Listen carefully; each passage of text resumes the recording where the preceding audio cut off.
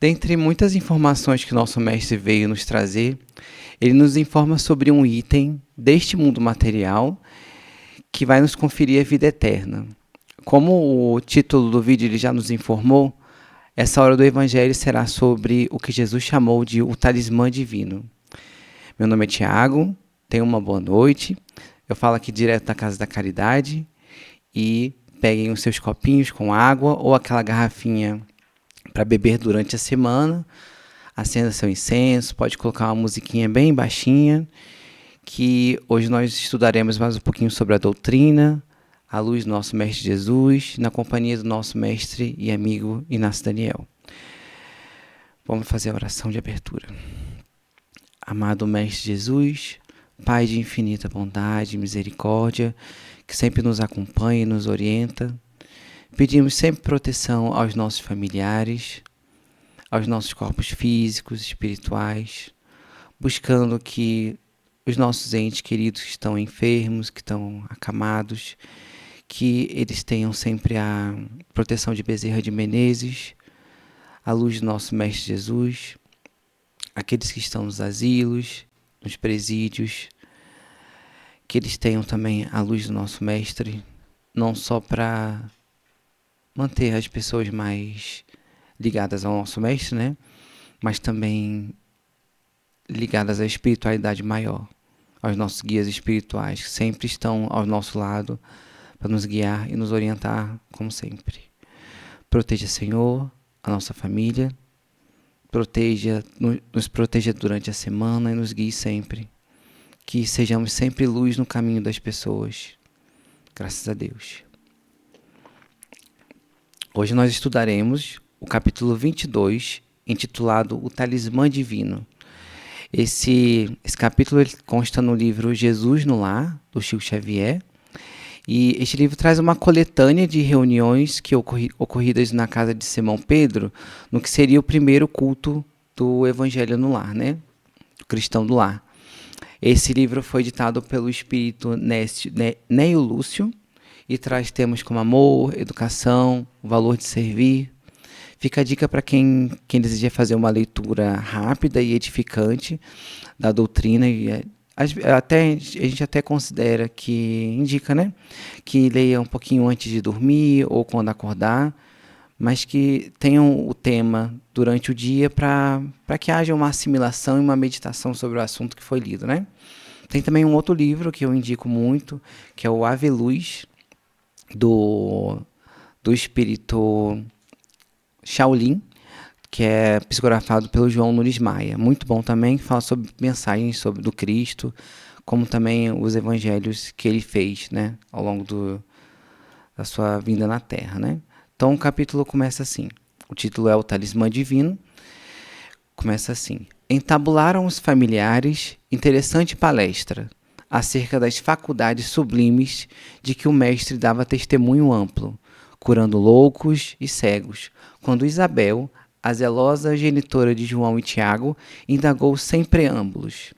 Senhor, terás contigo algum talismã de cuja virtude possamos desfrutar?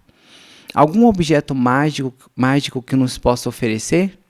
Jesus pousou na matrona os olhos penetrantes e falou risonho. Realmente, conheço um talismã de maravilhoso poder. Usando-lhe os milagrosos recursos, é possível iniciar a aquisição de todos os dons do nosso Pai. Oferece a descoberta dos tesouros do amor que resplandecem ao redor de nós, sem que lhes vejamos de pronto a grandeza.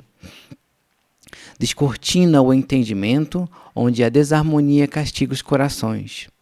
Abre a porta às revelações da arte e da ciência. Estende possibilidades luminosas de luminosa comunhão com as fontes divinas da terra. Convida a bênção da meditação nas coisas sagradas. Reata relações de companheiros em discordância. Abre passagem de luz aos espíritos que se demoram nas sombras. Permite abençoadas sementeiras de alegria. Reveste-se de 1000 oportunidades de paz com todos. Indica ainda vasta rede de trilhos para o trabalho salutar. Revela 1000 modos de enriquecer a vida que vivemos. facilita o acesso das almas ao pensamento dos grandes mestres, dá comunicações com os mananciais celestes da intuição. Que mais? Disse o Senhor, imprimindo ênfase à pergunta. E após sorrir, complacente, continuou. Sem esse divino talismã, é impossível começar qualquer obra de luz e paz na terra. Os olhos dos ouvintes permutavam expressões de assombro quando a esposa de Zebedeu inquiriu espantada: Mestre, onde poderemos adquirir semelhante bênção? Dize-nos. Precisamos desse acumulador de felicidade. O Cristo, então, acrescentou bem-humorado. Esse bendito talismã, Isabel, é propriedade comum a todos. É a hora que estamos atravessando.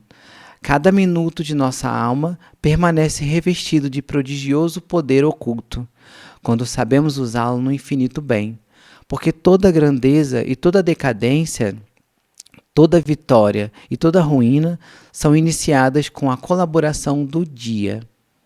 E diante da perplexidade de todos, rematou: o tempo é o divino talismã que devemos aproveitar. É interessante a gente sempre analisar um texto de qualquer época, né? Principalmente essa da época de Jesus, né? Que analisar o contexto, a ética, o povo, época, o povo e a cultura em que foi dita essas palavras, né? A cultura judaica daquela época ela era toda oral, então ela era cheia de símbolos, de parábolas e elementos que os hebreus utilizavam na propagação das suas lições através dela, né, da fala. Por exemplo, a serpente era algo que indicava perigo. A semente, ela indicava uma verdade espiritual que seria dita naquela parábola, né? O vinho, as práticas pastoris, ovelha, bode, agricultura. Sempre esses itens eles apareciam porque era o dia a dia desses ouvintes, né? Não só esses elementos que a gente comentou, mas existia também os objetos místicos, né? São os talismãs, né? Que eles também faziam parte da cultura da época, das parábolas, e lembrando sempre que os hebreus herdaram muitas coisas dos egípcios, né? Que também eram um povo essencialmente místico. Então não é de se admirar que a Isabel ela teria perguntado se Jesus indicaria algum objeto desse tipo, né, desse poder mágico, que acelerasse ou que garantisse a entrada no reino de Deus, né? Então, a gente lembra de uma passagem do Livro dos Espíritos, né, da pergunta 551 a 556, que é o capítulo 9, que é a intervenção dos espíritos no mundo corporal. O subitem é o poder oculto, talismã e feiticeiros. A questão 553 fala assim, esclarece, né? Não há palavra sacramental alguma, nenhum sinal cabalístico, nenhum talismã que tenha qualquer ação sobre os espíritos, pois estes só são atraídos pelo pensamento e não pelas coisas materiais. Assim a gente entende que qualquer objeto físico, né, um talismã, qualquer coisa que alguém possa até vender, dizer que tem algum poder oculto, poder sobrenatural, não é isso que a doutrina informa, né? Ela informa que, assim como Jesus falou, né, que não existe nenhum objeto com esse poder místico, porque Jesus não associou o reino do céu a nenhuma necessidade de posse de qualquer objeto, né? Ele rompe com isso, né, com essa fala dele, qualquer expectativa que a matrona teria, e Jesus nega o sentido habitual daquela época para um talismã e amplia dizendo que todos nós temos esse talismã que seria o tempo, né, o talismã divino, o tempo. Após esse esclarecimento do mestre, que já faz 2025 anos, que nós continuamos a frequentar religiões, né, centros religiosos, e até na internet a gente vê que as pessoas vendem objetos na promessa de ter algum poder cabalístico, né, algum efeito cabalístico.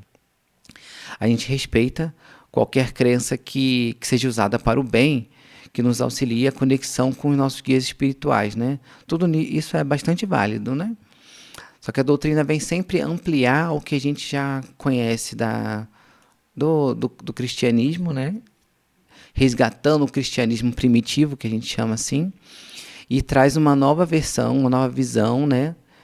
Sobre um verdadeiro templo do homem. Qual é o verdadeiro templo do homem? Estão nos locais, estão nos objetos? Qual é o verdadeiro templo? Será que seria a parte interna do homem? É isso que conecta ele a Deus? Percebam, meus amigos, né? Somos seres milenares, nós já vivemos muitas vidas, já passamos por diversas vidas em que dedicávamos todo o nosso tempo e nossa fé a cultos exteriores. Por milênios nós fizemos isso, e nós passamos por diversos símbolos, né? Que a gente, na época, comprava proteção espiritual, comprava absolvição, comprava bênção. Tudo isso delegando a itens materiais o que nós deveríamos estar fazendo internamente, né? Sempre foi muito fácil a gente construir um templo externo, uma igreja, um templo religioso todo ornamentado, quando o nosso interior está com déficit de preciosidades, né? Esse templo ele pode obedecer diversos ritos e qualquer ritos externos, né? Ritos externos sem envolvimento interno e podem não ter o carimbo do sentimento e da devoção real. Estamos começando a edificar nossa fé em algo interno. Trazemos grandes entraves no nosso processo religioso, realizado na nossa mente espiritual milenar, que é o culto exterior. A gente tem que romper essa ideia. A pandemia ajudou bastante a gente nesse sentido, né? Os templos eles estavam fechados e não só por isso, isso não impediu que qualquer prece que nós fizéssemos não chegasse a Deus, né? Existe algum lugar mais sagrado do que outro? A não ser o nosso templo interno. Jesus vem nos mostrar que nossa fé ela tem que ser edificada no nosso espírito e não em nada externo. E de acordo com ele, o tempo é é o item divino capaz de proezas como ele citou, né? Descortinar o entendimento, convidar a bênção da meditação nas coisas sagradas, reatar relações com os companheiros em discordância. Olha que interessante, né? Quantas vezes nós precisamos nos recolher, ter o nosso tempo para analisar, meditar, né? Para refazer os nossos pensamentos, aurir forças para caminhar melhor. Todo mundo precisa do tempo. É realmente um talismã que a gente precisa usar e ter a noção de que ele está para o nosso bem, né? Ao nosso serviço, e não, né, contra a gente.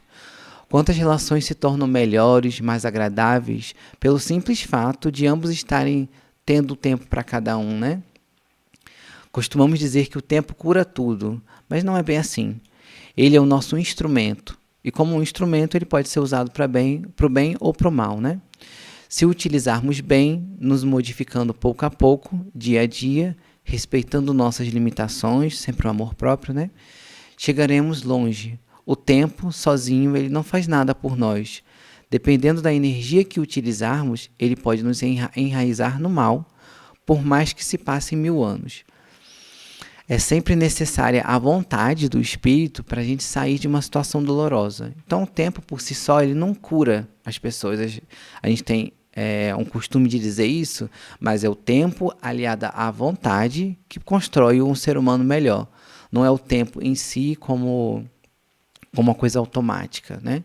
Até como eu falei, como a gente leu agora no texto, o tempo ele pode enraizar a pessoa no mal. Se a pessoa ficar na monoideia, naquele ciclo infinito, vai ficar na roda de Sansara eternamente, né? Então, necessita da ação do espírito na vontade dele querer sair daquela situação, nem que seja um pouquinho a cada dia, um passo a cada dia, né? Jesus continua, abre passagens, o tempo, né? Esse é talismã, abre passagens de luz aos espíritos que se demoram nas sombras. O tempo, desculpa, o tempo é aliado do espírito para que este possa refletir, né? Meditar. Percebam quantos livros espíritas eles relatam essas histórias dos espíritos que se demoraram na maldade com o decurso do tempo e este amigo paciente, né, que é o tempo, favoreceu a evolução, a reflexão e o amor entre os seres. é um talismã que a gente tem que ter noção mesmo, né? Há uma contenda entre a doutrina, um litígio, né? Entre as doutrinas materialistas e as espiritualistas, que, só, né, explicando o que é cada uma, a doutrina materialista é uma corrente filosófica que afirma que a matéria, né, a matéria desse mundo, é a única realidade que existe. Ela nega a existência da alma e de Deus. Já a doutrina espiritualista, ela considera a existência do ser espiritual, do espírito, de Deus e dessa relação que existe dos espíritos vivendo uma experiência material. Um defende a vida como um acaso biológico, né? Que é a doutrina materialista, e o outro dá um propósito evolutivo e moral ao indivíduo, que é a doutrina espiritualista.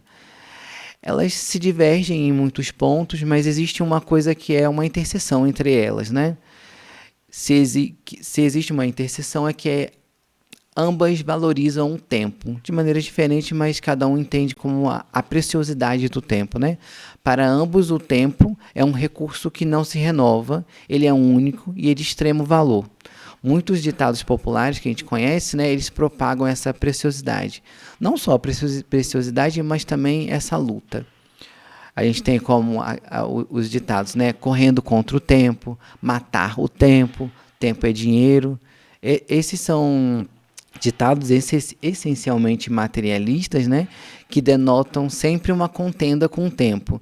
Sempre estamos em luta contra o tempo, como se ele fosse nosso inimigo, né? Porque, de fato, a matéria, na visão materialista, o tempo, ele só corrói as coisas. Lembram da mitologia grega, do deus Cronos, ou Saturno na mitologia romana, né? Dele devorando os seus filhos. O tempo, ele devora, ele desgasta tudo que é material, né? Para o homem, o homem materialista sempre viu o tempo como inimigo. Ele vai, na visão materialista, ele vai nos determinar perdas, ele trabalharia para proporcionar escassez, como na imagem mitológica do deus Cronos, né? Ele devora nossas capacidades, nossa saúde e nossos entes queridos, né? Visão materialista. Entendam que tudo que há neste mundo material, ele é perecível, ele é mutável, né? Tudo que os olhos materiais podem ver, que as mãos podem tocar, é mutável, é impermanente. Isso é uma regra, é uma lei da vida material. Daí também o desespero dos materialistas, né? Quando você se apega a uma coisa que é perecível, é claro que vai haver uma perda com isso, né? Uma dor, vai ser sofrido. Lembrem sempre daquela passagem do Evangelho de Mateus, capítulo 6, do item 19 ao 21, que eu acho maravilhoso, eu gosto muito dele. Não ajunteis tesouros na terra, onde a traça e a ferrugem tudo consomem, e onde os ladrões minam e roubam. Mas ajuntai tesouros no céu, onde nem a traça nem a ferrugem consomem, e onde os ladrões não minam nem roubam. Porque onde estiver o vosso tesouro, ali estará também o vosso coração. Como a gente comentou, tudo nessa vida material é passageira, né? É mutável, é uma lei. A lei da matéria é ser impermanente. O ser humano, ele ainda busca a felicidade na matéria, mesmo que tudo, a todo momento, informe que ela não permanece. Então, se a gente está colocando nosso coração em alguma coisa material, é obviamente que a gente vai sofrer com essa visão. O budismo, a filosofia espiritualista, ela estabelece nas suas 4 verdades que o sofrimento que a criatura sente decorre do seu apego ao impermanente. E assim o homem luta e perde contra o tempo, né? Sempre vai perder. Jesus veio negar essa contenda. Ele veio esclarecer que o tempo além de um talismã, ele é o nosso aliado. É uma ruptura completa ao que seria da doutrina materialista. É uma visão ampla de todas as coisas materiais que a gente tem, inclusive o tempo, e como ele é usado, né? Permite abençoadas sementeiras de alegria, reveste-se de 1000 oportunidades de paz com todos, indica Vasta rede de trilhos para o trabalho salutar. Revela 1000 modos de enriquecer a vida que vivemos. Facilita o acesso da alma ao pensamento dos grandes mestres. Dá comunicações com os mananciais celestes da intuição. Na visão espiritual que foi apresentada por Jesus, o tempo trabalha no prejuízo material, mas ele sempre melhora as coisas que são eternas, né? Que não são suscetíveis ao desgaste material. Eles são atemporais do nosso ser espiritual. Porque somos espíritos, o tempo está sempre a nosso favor. Olha que visão mais interessante, né? Não é o que a gente vê e o que talvez a gente sinta na matéria. Desde que nós vejamos, do ponto de vista do espírito imortal, que não está suscetível à destruição do tempo. Lembra que a gente sempre fala de símbolos, né? Que Jesus sempre falava de símbolos. Há uma expressão que usamos até hoje, que tem uma origem bem antiga. Vinho é como o tempo, quanto mais velho, melhor. Os hebreus, os antigos hebreus, né, e os gregos, eles atribuíam ao vinho a ideia de algo que sempre fica melhor com o tempo e que evolui, né? Daí Jesus utilizar a parábola da videira, simbolizando o espírito em evolução, que à medida que o tempo material passa, ele se torna mais sábio e mais luminoso. Então há duas formas de evoluir, né? Se a gente estuda na doutrina. Pela força das coisas e pela vontade do espírito. Quando dizemos pela força das coisas, é como se o tempo material, né, ele nos estivesse empurrando para que nós caminhássemos, né? Como se não tivesse a participação da vontade no espírito. É realmente o tempo empurrando. No sentido de... Era muito fechado isso, né, essa ideia, né, que matou fulano vai morrer da mesma forma. Ação e reação, sem a participação da vontade do espírito. É como se ele sofresse pela ação e reação as próprias ações, sem até refletir ativamente no que está acontecendo, né? Incluo nesse rol a parte do Evangelho, do Livro dos Espíritos, que fala sobre os flagelos destruidores, né? É o capítulo 6, perguntas 737 ao 741. Kardec pergunta, né? Com que objetivo Deus golpeia a humanidade através de flagelos destruidores? Os espíritos respondem, para fazê-la progredir mais rápido. Então, a gente entende que o tempo, que as forças das coisas, né? É a ação do tempo empurrando a gente para avanços morais, científicos, né? Uma vez que nós nos acomodamos na Terra, esse rol de flagelos, né, como cataclismas, epidemias, pandemias, Deus permite que eles apareçam para que nós possamos desenvolver nossa inteligência, nossa moral e nossa caridade, já que por nossa própria vontade nós não evoluímos. Então o tempo e as coisas, a força das coisas, empurram a gente a evoluir, porque é uma lei, é a lei do progresso. Jesus veio dizer que nós não somos escravos do tempo. Nós não estamos amarrados à força das coisas. A gente pode ser ativo na evolução, na nossa evolução, né? Nós não precisamos ser empurrados pelo tempo, né?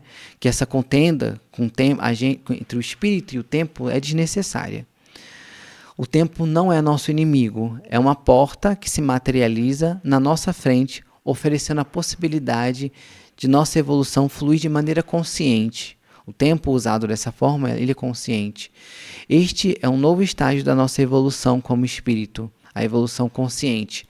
A evolução que considera o tempo como um aliado, que tem caráter eterno, que o tempo só melhora como o vinho, como o espírito. O tempo é um dos braços de Deus, é um dos aspectos da lei do progresso que utilizamos para adquirir experiências e assim evoluir. Devemos usar os recursos materiais para o nosso desenvolvimento espiritual. O tempo ele é uma preciosidade como um talismã seria materialmente. E Deus nos disse, né, que ele deve ser usado com sabedoria. Todo o tempo deve ser usado com sabedoria. É de se pensar que devemos fazer o máximo de caridade, né? A gente pensa assim, já que o tempo é valioso, a gente vai fazer o máximo de caridade para que a gente tenha mais mérito com isso, né? Isso é parcialmente verdade, né?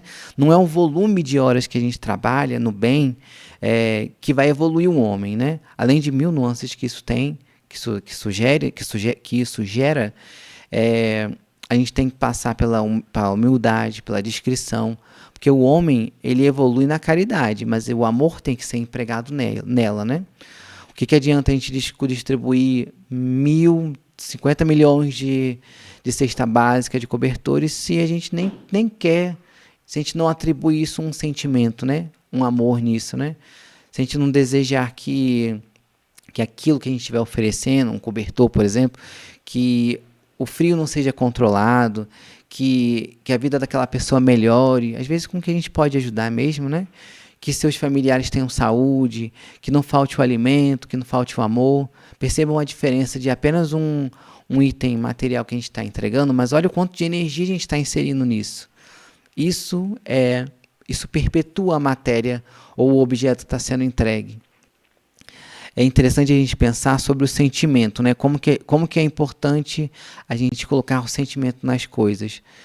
E ele não passa pelo tempo, Cronos não vai devorar ele. Imagina que a gente está numa escola, né? E o importante não é o que a gente faz, mas como a gente faz. Imagine que uma pessoa, ela desencarnou bem jovem. Ela nem teve tanto tempo para fazer caridade, né? Em comparação a uma outra pessoa que viveu uma vida inteira de doação. Quem vocês acham que vai conseguir evoluir? Tudo é uma questão de sentimento, como a gente falou. O sentimento verdadeiro, que aciona as fibras do coração e fazem o ser evoluir.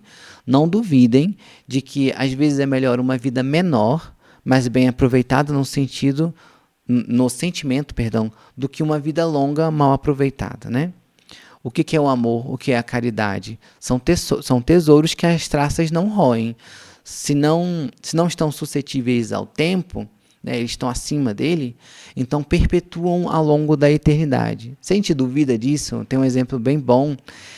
Peguem qualquer situação que aconteceu com vocês, em que alguém agiu com um profundo amor.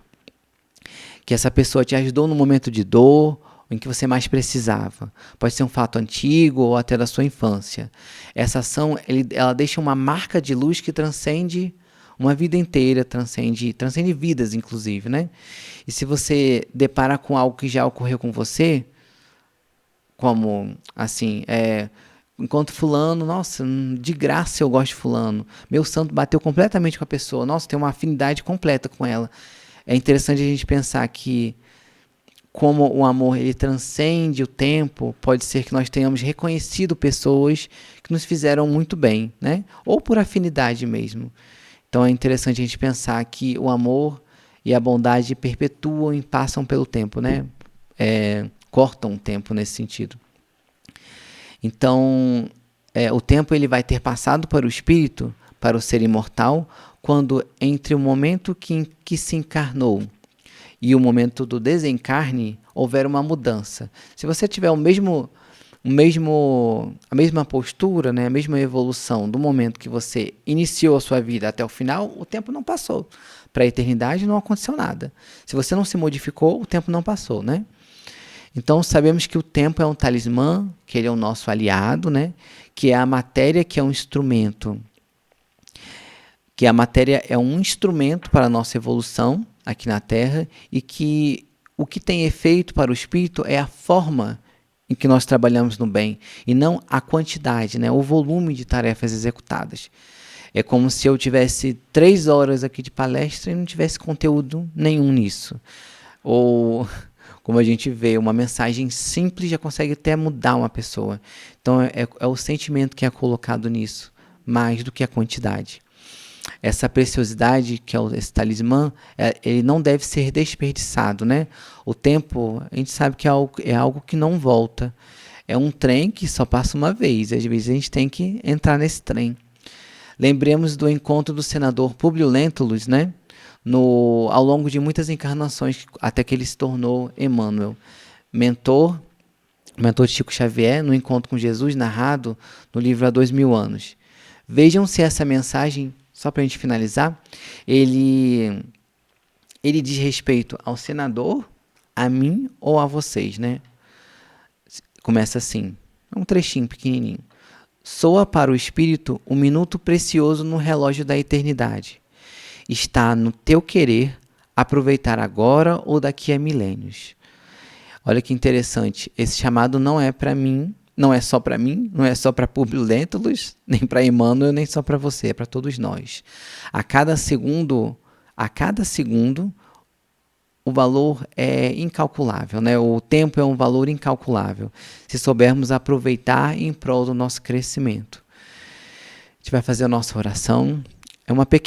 Nós fizemos uma pequena análise sobre o texto do nosso lar, do Evangelho no Lar, sempre lembrando que o tempo é bastante valioso se a gente considerar ele com os olhos do Espírito, né? Tenhamos sempre essa visão, e não a visão materialista de que o tempo corrói as coisas. Não corrói. Corrói, mas a gente pode usar ele para o nosso benefício, nossa evolução espiritual. Deus não colocou nada para a gente sofrer. A gente que coloca as coisas negativas para que... E a gente sofre com isso. Vamos ter a visão do nosso Mestre Jesus, numa visão mais ampla sobre as coisas que a gente passa durante o dia a dia, durante a semana, sempre não só procurando produzir, mas produzir com qualidade, né? Seja qualquer que for. E aproveitarmos o nosso minuto a cada dia. Então a gente vai fazer a prece. Amado Mestre Jesus, Pai de infinita bondade e misericórdia, aos nossos guias e mentores espirituais, nós pedimos proteção para essa semana. Pedimos que nossos entes queridos sejam iluminados, sejam intuídos, rogando para que não nos abandone, Senhor, e nos intua durante a semana. Graças a Deus. Que eu desejo a vocês que façam bom uso desse talismã divino, que aproveitem cada segundo desta semana e que fiquem em paz. Amém.